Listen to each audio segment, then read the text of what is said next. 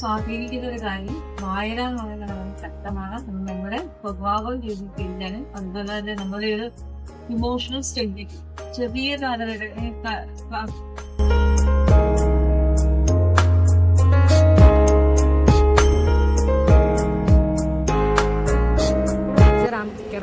Gift കിട്ടിയ book അപ്പം അങ്ങനെ വായിച്ചാണ്. അപ്പം അതിലിങ്ങനെ ട്രാൻസ്ജെൻഡേഴ്സിൻ്റെ ബുദ്ധിമുട്ടുകളെ കുറിച്ചിട്ടും അവരുടെ ഫാമിലി ഉണ്ടാകുന്ന പ്രശ്നങ്ങളെ കുറിച്ച് പറയുന്നുണ്ട്. പിന്നെ കുറച്ച് ലവ് ആ കാര്യത്തെ കുറിച്ച് പറയുന്നുണ്ട്. ജീവിതം വായിച്ചിട്ടുണ്ട്. പിന്നെ അമ്മയുടെ അത് ഒരു സർവൈവൽ സ്റ്റോറിയാണ്.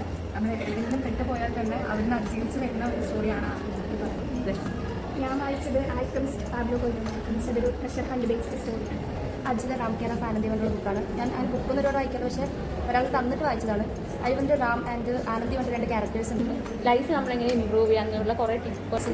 ഈ ഗേൾ വിത്ത് ഫൈബേഴ്സ് പറഞ്ഞ ഒരു നോവലാണ്. അത് ഓരോ ആൾക്കാരുടെ ഡെലിവറി വെച്ച് ഇങ്ങനെ അത് കൂട്ടി ഉണ്ടാക്കിയ ഒരു ഫുൾ സ്റ്റോറിയാണ്. ഫുൾ ലൈഫിൽ സ്ട്രഗിൾ ശർമ്മയുടെ the monk sold his hair വന്നൊരു ബുക്കാണ് വായിച്ചത്. അതുകൊണ്ട് ഒരു ലോയറായ ജൂലിയൻ പറഞ്ഞൊരു വ്യക്തി